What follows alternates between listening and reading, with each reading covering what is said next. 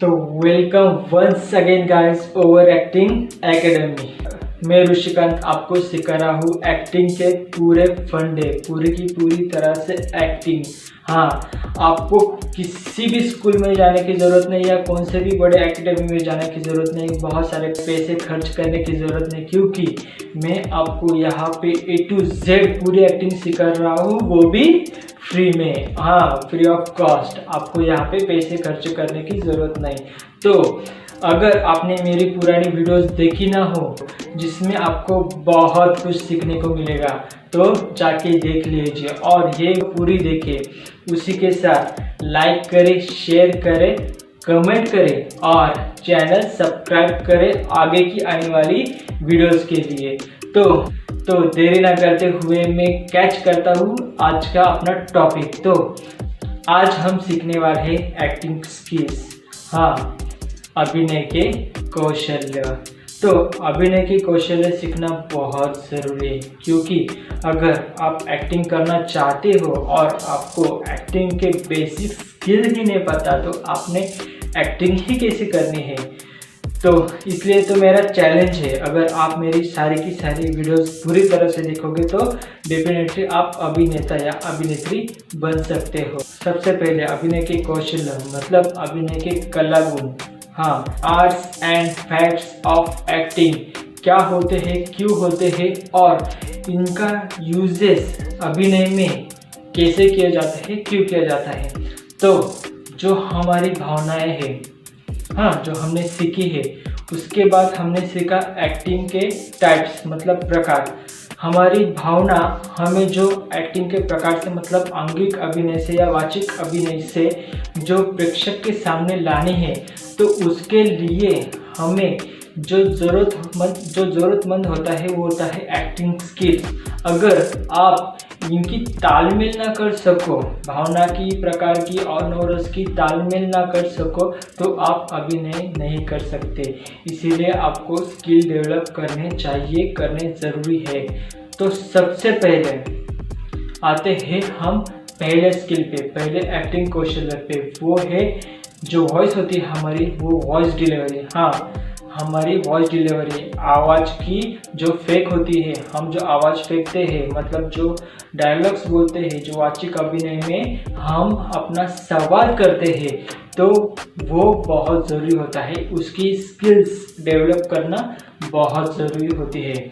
मतलब कि अगर आप कोई डायलॉग बोल रहे हो, कुछ सवाल कर रहे हो, तो वो किस तरह से कर रहे हो, वो डायलॉग कैसे से प्रेक्षक के हार्ट में टच हो, ये आपको ध्यान रखना बहुत ज़रूरी है।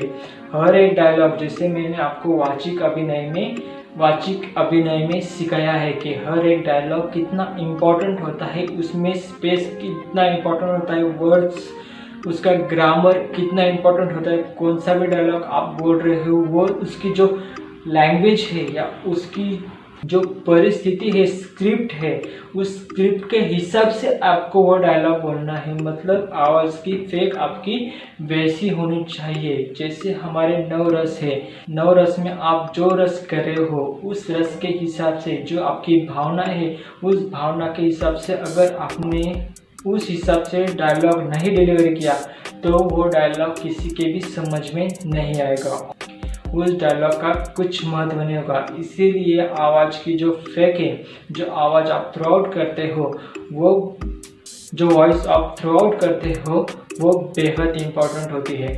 उसके बाद बात चलते हैं स्पष्ट उच्चार। पहला हमने देखा आवाज़ की फेक मतलब वॉइस डिलीवरी, दूसरा स्किल है स्पष्ट उच्चार मतलब क्लियर वॉइस। दोनों कुल मिला के एक जैसे आपको लग ही रहे होंगे कि हमें एक ऐसा वॉइस डिलीवरी करनी है, लेकिन वो वॉइस क्लियर होनी चाहिए। तो ये दूसरा स्किल है, आपको बहुत ज़रूरी है। आप कौन सा भी अभिनय कर रहे हो, अगर आप फिल्म में अभिनय कर रहे हो या कोई सिनेमा है, उस जगह आप डबिंग कर सकते हो, लेकिन समझ लो आप अगर कोई नाटक कर रहे हो, तो नाटक करते समय आपकी क्लियर वॉइस होनी बहुत ज़रूरी है। क्योंकि अगर आप नाटक कर रहे हो तो आप लाइव कर रहे हो, वहाँ पे कोई भी डबिंग का ऑप्शन नहीं है। अगर आप अभिनेता हो और आपका जो वॉइस है वो क्लियरली जो लास्ट प्रेक्षक बैठा है उस तक ना जाए तो आपके अभिनय के डायलॉग का कोई भी मतलब नहीं निकलता, क्योंकि जो अंत वाला प्रेक्षक है उस तक आपकी वॉइस क्लियर नहीं जा रही। इसके वजह से मैं कह रहा हूँ कि अगर आपने ये स्किल डेवलप नहीं किया तो आपको बहुत मुश्किलात आ सकती है। तो ये स्किल कैसे डेवलप करते हैं? जो वॉइस स्किल है, स्पष्ट उच्चार और वॉइस की डिलीवरी आप कैसे तैयार करें और इसकी प्रैक्टिस कैसे करें। तो एक एग्जाम्पल के लिए मैं बता दूं, आप जो भी ऐसे डायलॉग्स है जो बहुत मुश्किल है उसकी आईने के सामने प्रैक्टिस करें। दूसरा, आपके पास मोबाइल है तो मोबाइल पे अपना खुद का आवाज़ रिकॉर्ड करें। फिर भी अगर आपकी वॉइस अच्छे से नहीं आ रही तो आपने क्या करना है, अपने मुंह में पेंसिल, मतलब यहाँ पे पेंसिल रख देनी है और पेंसिल रख कर आपको डायलॉग बोलना है।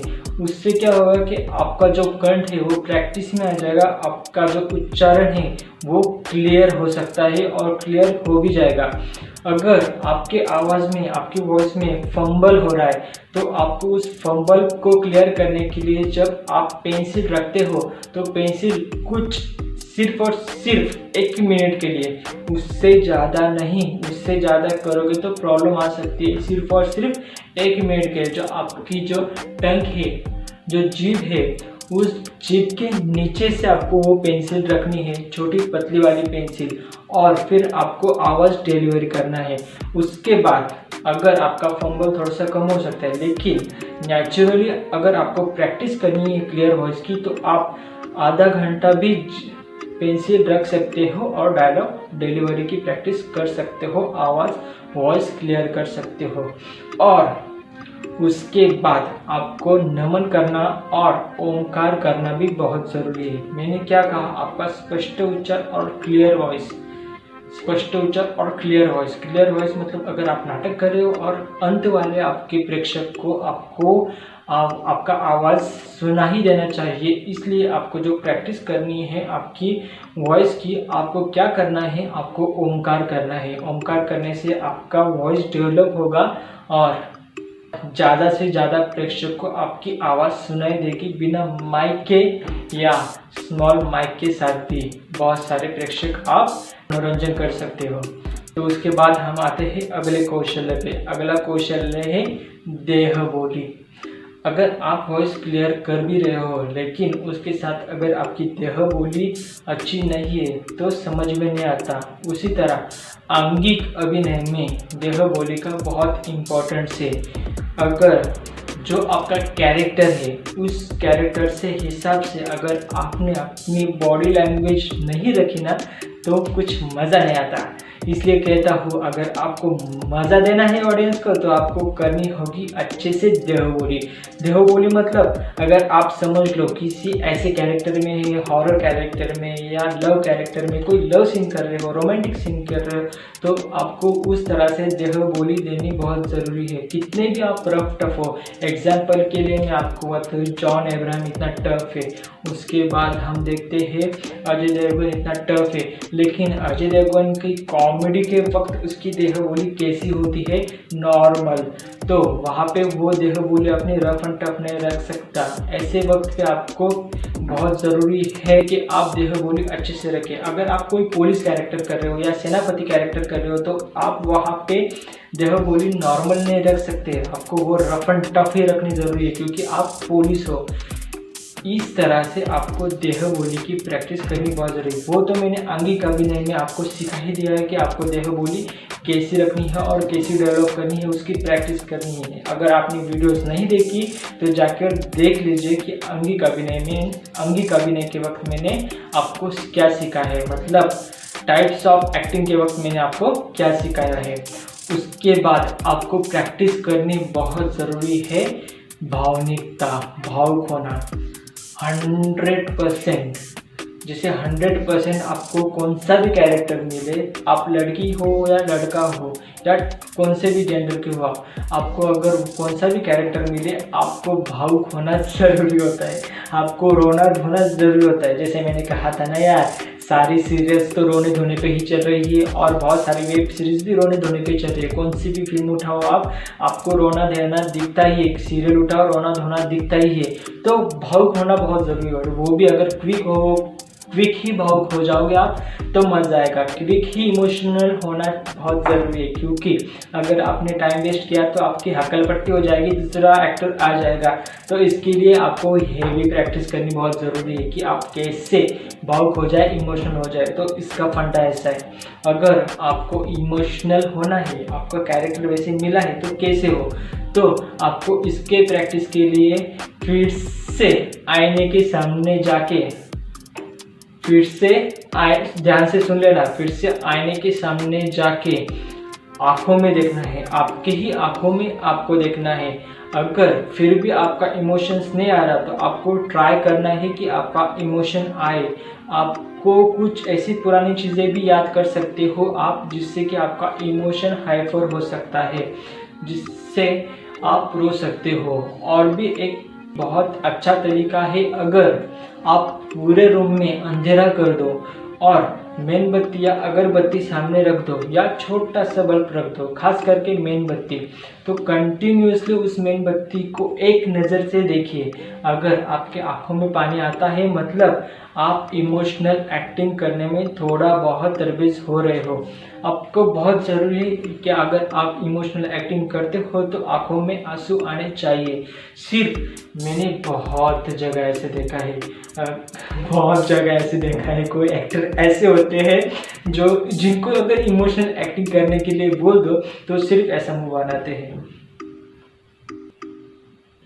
लेकिन आंखों से उनके आप देखोगे तो मेरे आंखों में तुरंत पानी आ रहा है, क्योंकि ये प्रैक्टिस होती है।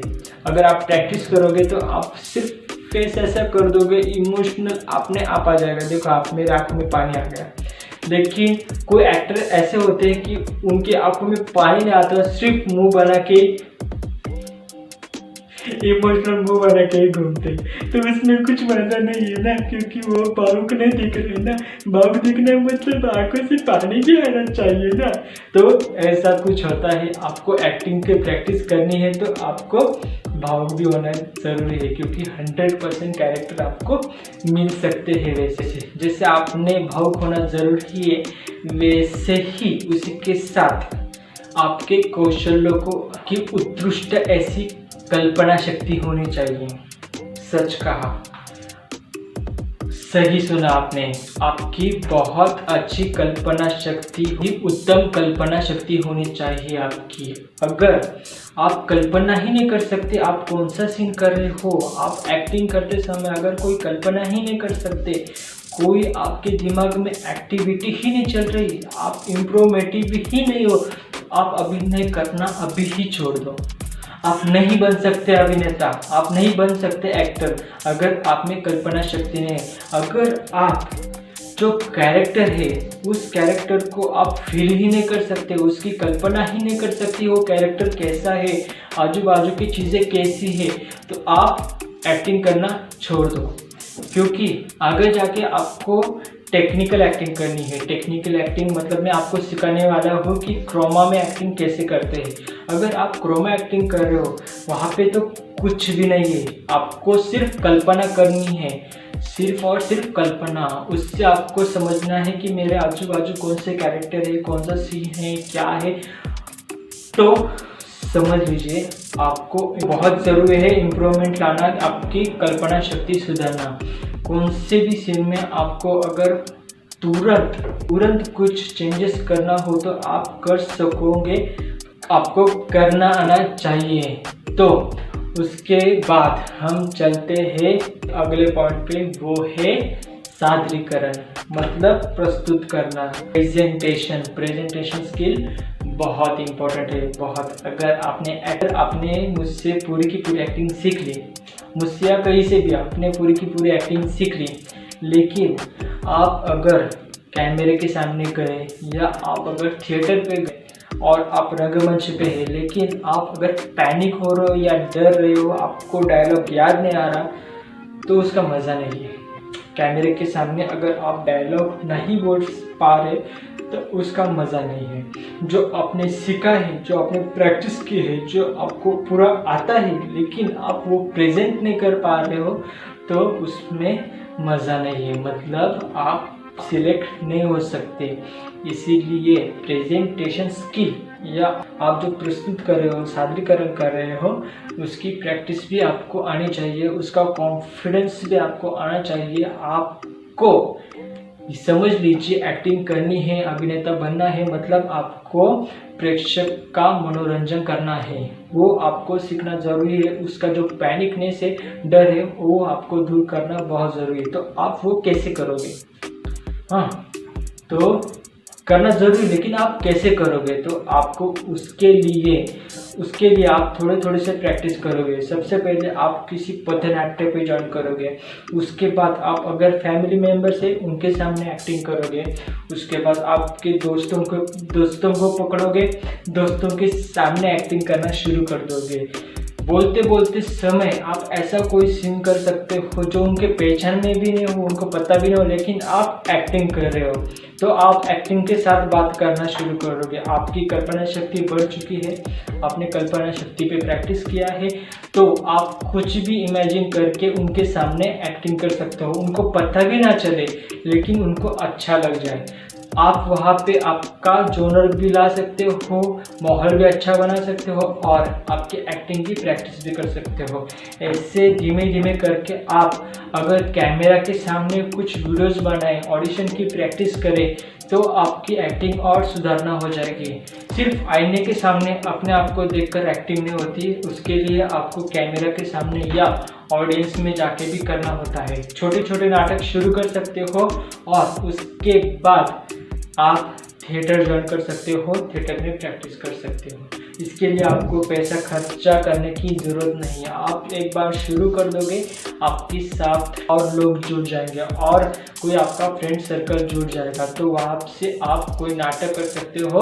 और वो शुरुआत में आपको प्रॉब्लम होगा, आप भूल जाओगे, लेकिन छोटे छोटे साथ आप बड़ा नाटक शुरू कर सकते हो, और जैसे जैसे प्रैक्टिस करोगे आपका डर खत्म हो जाएगा, और आप प्रेजेंट कर सकोगे, वो स्किल आप डेवलप कर सकोगे। तो वो आपको पता चल गया आप प्रेजेंटेशन कैसे करोगे, आप और स्किल कैसे डेवलप करोगे, और उसको सादरीकरण कैसे करोगे। लेकिन उसके बाद सादरीकरण कर रहे हो, उसके लिए आपको ये जानना ज़रूरी है सिक्योरिटी के लिए कि आपको अपने भाषाओं पे प्रभुत्व होना चाहिए।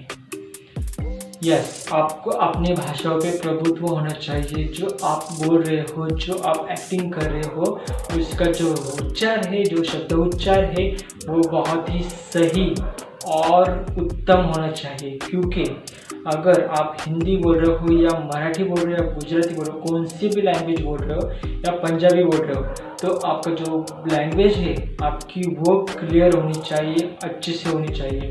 बहुत मैंने ऐसे कैरेक्टर देखे हैं जिनको वो लैंग्वेज नहीं आती, लेकिन फिर भी वो कैरेक्टर उन्होंने किए हैं।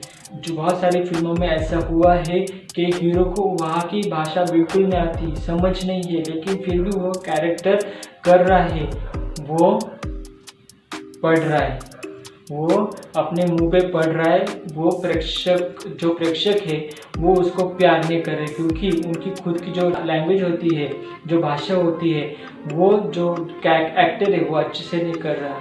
ठीक है, फिल्म में हमने देख लिया, लेकिन अगर आप वो नाटक कर रहे हो, नाटक करते समय आपने ऐसी भाषा चुन ली जो लोकल लैंग्वेज है, और वो लोकल लैंग्वेज आपको अच्छे से आती नहीं है, उसमें आपने कुछ गलती कर दी, तो आप वहाँ पे प्रेक्षक को नाराज कर रहे हो। जैसे नाट्य शास्त्र में हमने सीखा है, प्रेक्षक को हम आनंद देते हैं, प्रेक्षक दुखी होता है उसको सुखी करते हैं, प्रेक्षक अगर अड़चन में होता है तो उसको हम साहस देते हैं।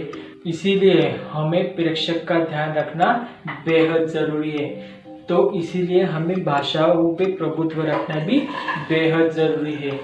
बहुत समय कुछ डायलॉग ऐसे होते हैं जो सामने वाला जो हमारा को एक्टर होता है वो अलग अलग डायलॉग बोलता है। कभी ऐसा हो जाता है जो नेचुरल उसकी लैंग्वेज है उसमें वो डायलॉग बोलते हैं, तो आपको उसको डायलॉग कैप्चर करने भी आने चाहिए। इसलिए आपको जो लैंग्वेज है उसकी डेवलपमेंट करनी बहुत ज़रूरी है। भाषाओं पे प्रभुत्व होना चाहिए। और तो और आप जो लैंग्वेज यूज़ कर रहे हो, जो भाषा यूज़ कर रहे हो, उसमें बहुत जगह आप गाली नहीं दे सकते, तो आपको उसमें भी प्रैक्टिस करनी ज़रूरी है। अगर आपको गालियाँ देनी, आपको दिखाना है, आपका कोई नेगेटिव कैरेक्टर है, आपको बहुत बुरा भला बोलना है, लेकिन वो बुरा भला बोलते समय आपको ध्यान में रखना है कि आपको कोई सेंसर सर्टिफिकेट नहीं चाहिए। आपको गाली नहीं देनी है, लेकिन बहुत बुरा भला बोलना है, बहुत झगड़ा करना है। आपने मेरी पुरानी वीडियोस ना देखी हो तो वो जाके देखें, आने वाली वीडियोस देखें। ये अगर आपको ये वीडियो अच्छी लगी हो तो लाइक करें, कमेंट करें और शेयर करें, और चैनल को सब्सक्राइब करना ना भूलें। तो मिलते हैं अगली वीडियो में। अगली 4 आने वाली वीडियो बहुत इंपॉर्टेंट है, ज़रूर देखना।